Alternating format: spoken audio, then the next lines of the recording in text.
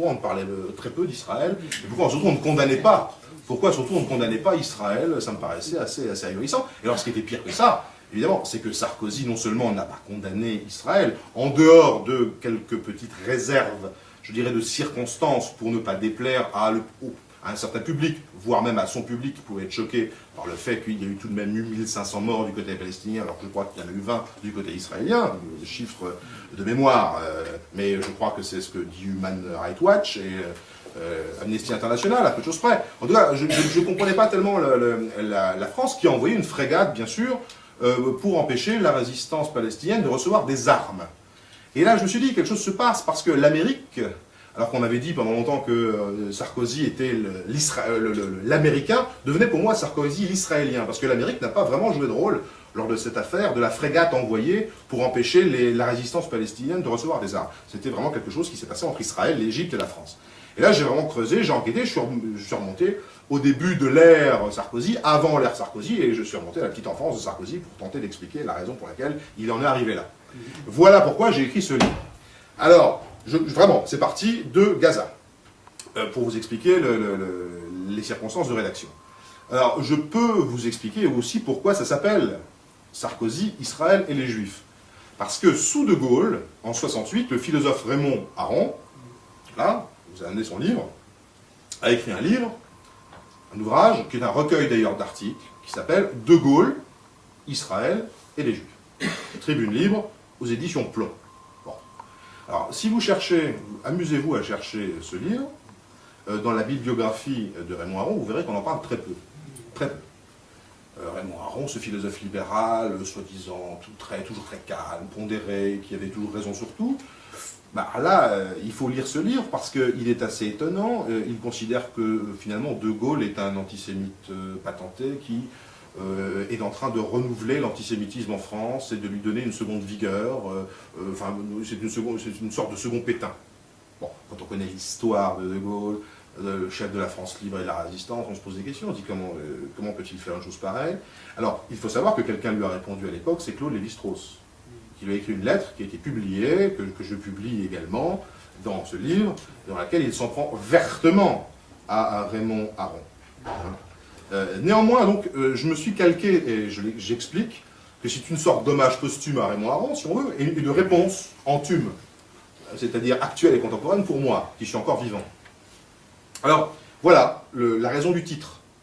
Dans une note au lecteur, j'explique pourquoi j'ai choisi ce titre. Certains pourraient dire que c'est un titre provocateur, parce que j'utilise, je l'ai lu sur Internet, 3 mots tabous, qui sont Sarkozy, Israël et Juif. Alors, comment en est-on arrivé là,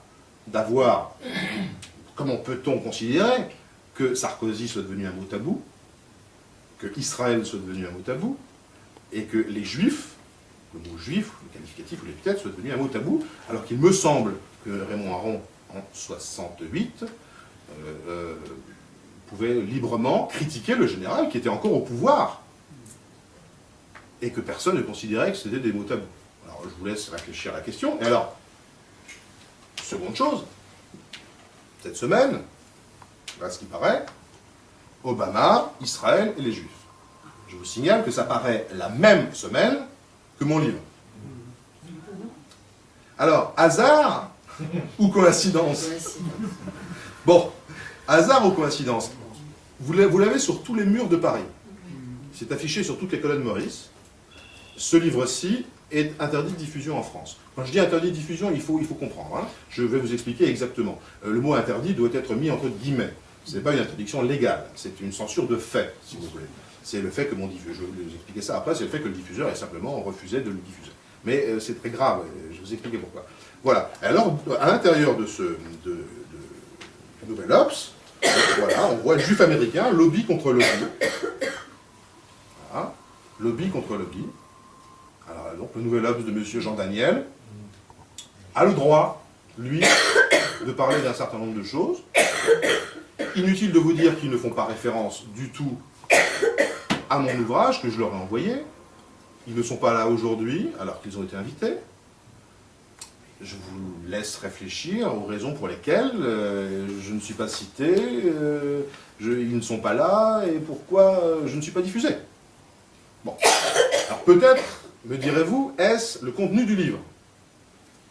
Eh bien oui, c'est la réponse. Je ne dis pas forcément la même chose que ces gens. Comme Raymond Aron, effectivement, qui attaquait le général de Gaulle, je m'en prends effectivement d'une certaine façon à Nicolas Sarkozy. Je m'en prends à Sarkozy, mais ce n'est pas un pamphlet. Je tiens à dire que ce livre est un livre non pas politique, au sens où je ne fais pas partie d'un parti politique, d'aucun parti politique. J'ai bien sûr mes idées, comme tout le monde. Je ne cherche pas à faire semblant d'être objectif. J'ai bien entendu mes opinions. Je remarque simplement que, quand je l'ai dit, je ne suis pas repris par la presse. Donc, qu'est-ce qu'il y a dans ce livre qui peut gêner Sarkozy? Qu'est-ce qu'il y a dans ce livre qui peut gêner Israël? Ou qu'est-ce qu'il y a dans ce livre qui peut gêner les Juifs?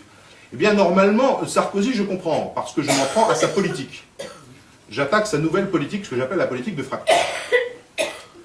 En revanche, il faut lire le livre pour comprendre que je n'attaque nullement ce qu'on appelle la communauté juive.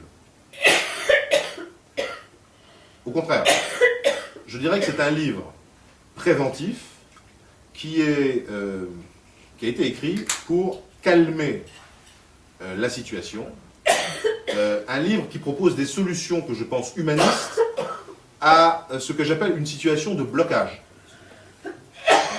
Et je crois que ce livre n'est justement pas diffusé parce qu'il apporte des solutions.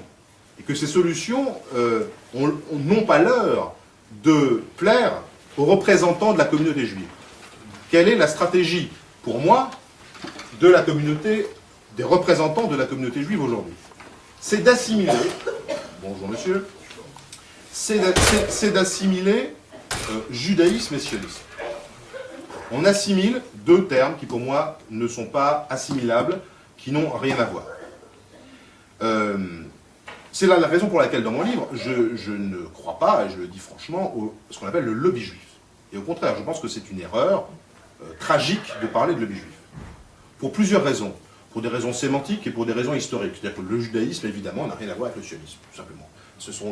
Le judaïsme est une religion millénaire, qu'on aime ou qu'on n'aime pas, peu importe. En tout cas, c'est une religion qui a ses propres codes, qui s'inspire de la Torah et du Talmud.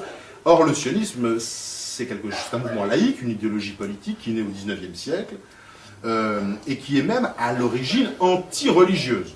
C'est-à-dire que si vous lisez bien Theodor Herzl, qui est le fondateur, en quelque sorte, du sionisme, qui a écrit l'État juif ou l'État des Juifs, il dit très clairement que lui est libre penseur, qu'il est même partisan de Spinoza, c'est-à-dire c'est un panthéiste, quelqu'un qui ne croit pas du tout à la Bible.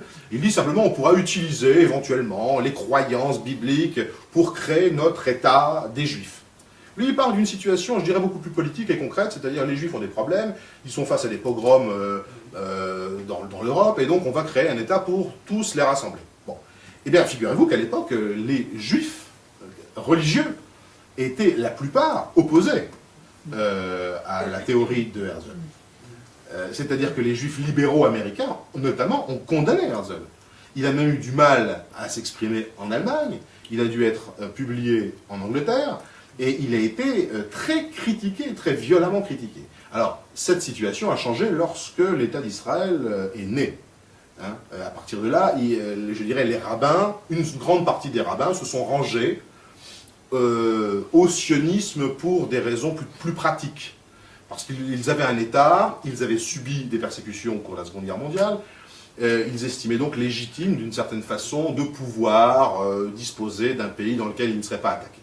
Mais il faut bien comprendre qu'historiquement, ce sont deux choses différentes. Or, aujourd'hui, la communauté, la représentant de la communauté juive, je fais bien attention à différencier la communauté juive et les représentants de la communauté juive, parce que les Juifs de France sont en gros 600 000, il n'y en a que 100 000 qui ont une carte dans une association, donc qui sont représentés au CRIF.